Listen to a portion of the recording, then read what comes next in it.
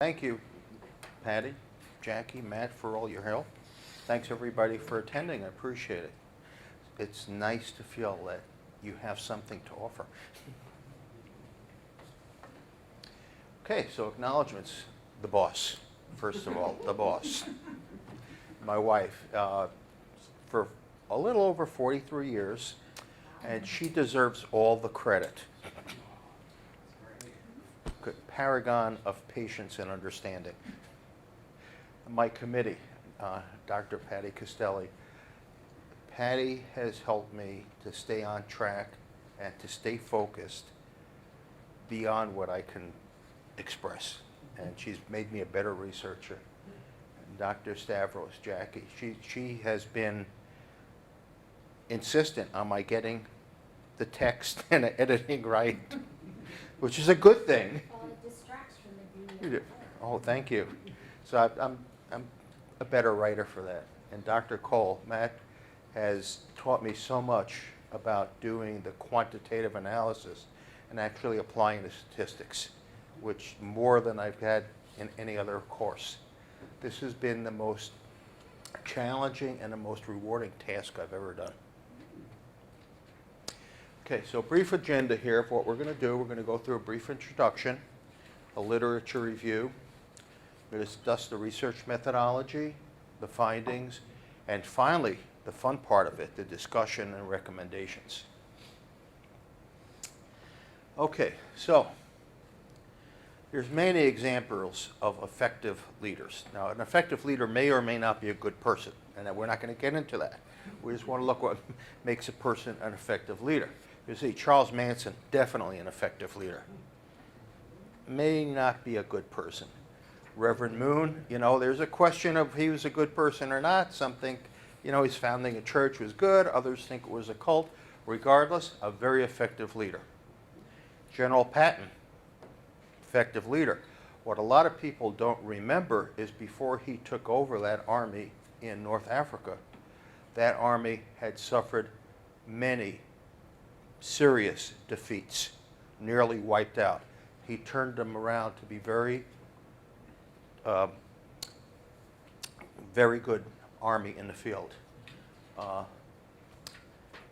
Abraham, at the time when everybody was polytheistic, he brought about monotheism, one of the three great monotheistic religions that we still have today. And Coach Vince Lombardi, again, everybody remembers him as coaching the Green Bay Packers to many, many championships.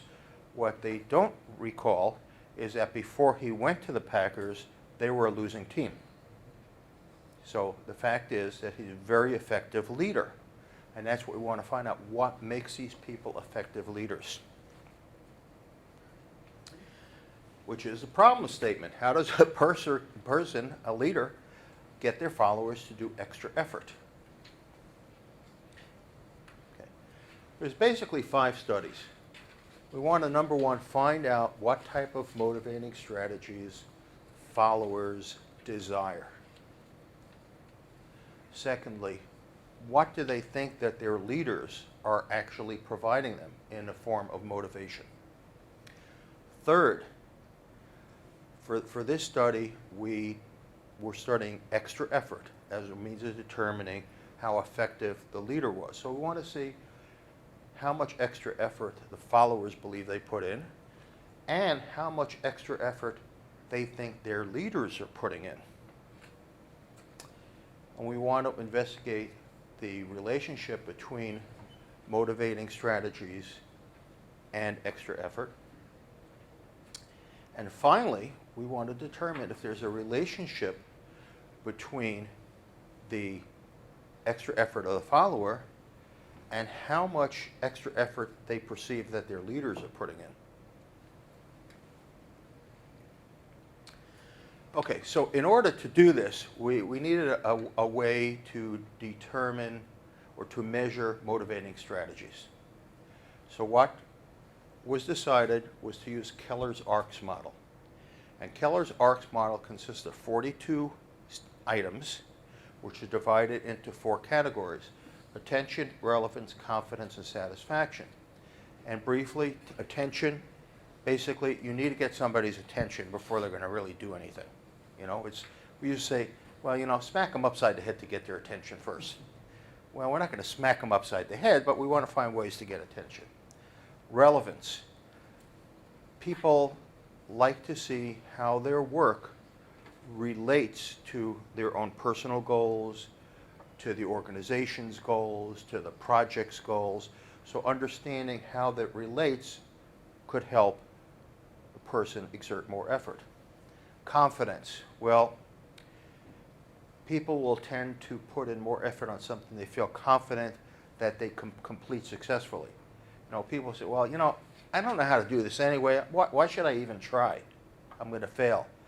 And I worked with a retired Navy captain who had related to me that the philosophy he had, and it might have been the Navy's philosophy, is that for his junior officers, he always provided training and assignments that were a challenge, but that they felt that they could complete in order to build their confidence for yet more challenging work to do. And it apparently worked. We've got a pretty good Navy. And satisfaction. You know, people like to have some sense of satisfaction with a job well done.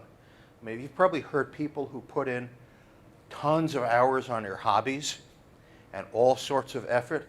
Well, they do that because the hobby is something they do just for the pure satisfaction, the pleasure of getting that job done. They're not going to receive any money for it. They may never receive any other recognition. So it's satisfaction. Okay. So, 5 questions. First 2 are exploratory. I'll explain in a second what we mean by that. So, questions 1 and 2, basically, using the ARCS model, what motivating strategies do followers prefer to see? And number 2, what strategies, based on the ARCS model, do followers perceive that their leaders are enacting? Question 3 is essentially, what's the difference between 1 and 2? Are the followers getting what they desire? 4, what is the actual level of extra effort the followers believe they're putting in, and what do they perceive that their leaders are doing? 5, it's very wordy, but basically what we mean is, are there any moderating factors, like any demographics that moderate the effort? So we'll get to that, okay? And 6, does the follower's perception of what the leader is doing in terms of extra effort impact how much extra effort the follower puts in? So we've got 4 hypotheses. As I said, the first 2 questions were exploratory, which basically means we don't have a hypothesis to explore it. But question 3 covers hypothesis 1, that the hypothesis is that there is a difference between what followers desire and what leaders provide.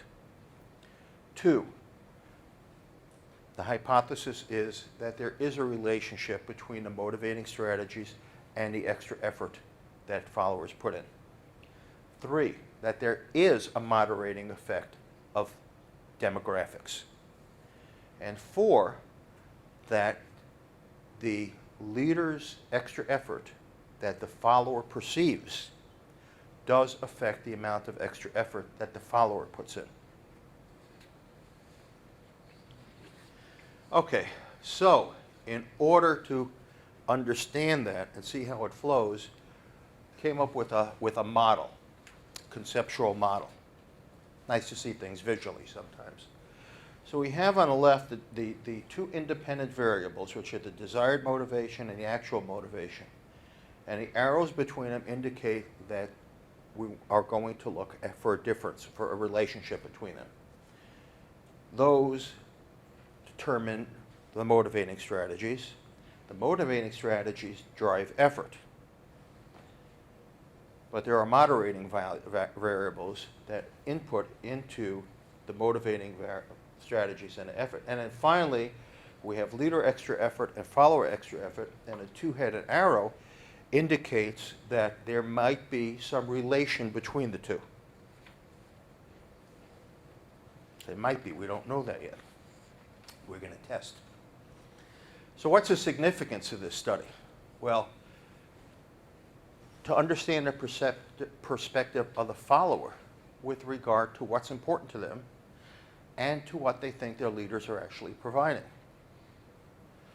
To determine if the level of extra effort is in agreement with the level of extra effort of the leaders. And finally, if the extra effort of the leaders has any effect on the extra effort of the followers. Okay, we're going to do a quick look at our literature review. Okay. I looked at 10 motivational theories, which are basically broken into 4 categories. And each of the theories within the category has some common characteristics. So in the needs category, everybody has at least heard of Maslow's. Alderfer's, Herzberg's, individual differences. People are different. Not everybody's the same. Cognitive and situational. And we're going to see that each of these theories does link with one or more of the 42 items in the ARCS model, which is what we see here. So for instance, if we look at Maslow's hierarchy and the self-actuation portion of Maslow's hierarchy, we can see that, and the numbers for the ARCS model are the order they were listed in the survey. Okay? So we can see for self-actuation that relates to the ARCS items 2, 17, 26, and so on. We can also see, for instance, that different items in the ARCS model do relate to different theories. So again, looking at item number 2, we can see that is listed several times. So that relates to more than one theory. So there is a relationship between those 10 theories and the ARCS model.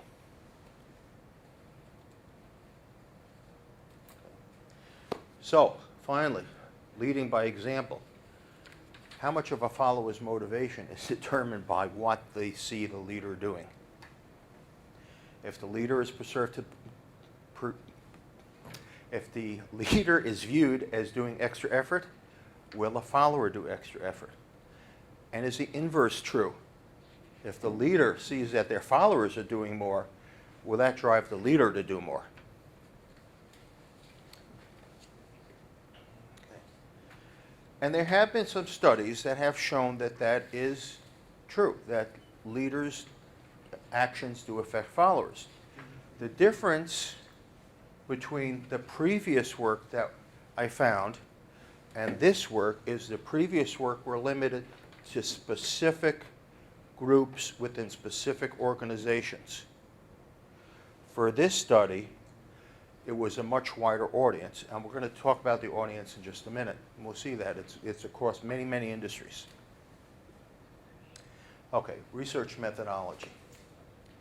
Well, cross-sectional quantitative design is interesting, a concept. For those that don't know what that means, a cross-sectional basically means that I can compare the results of different groups.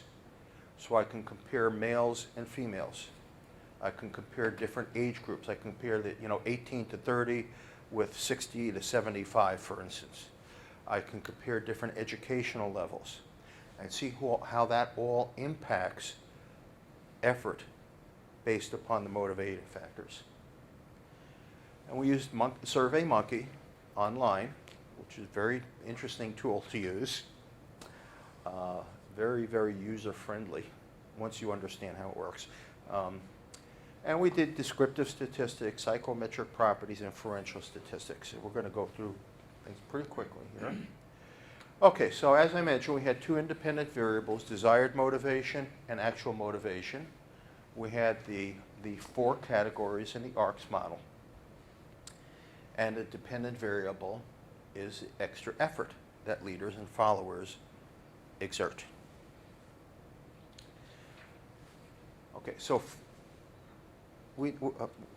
I needed to determine, how do I actually measure extra effort?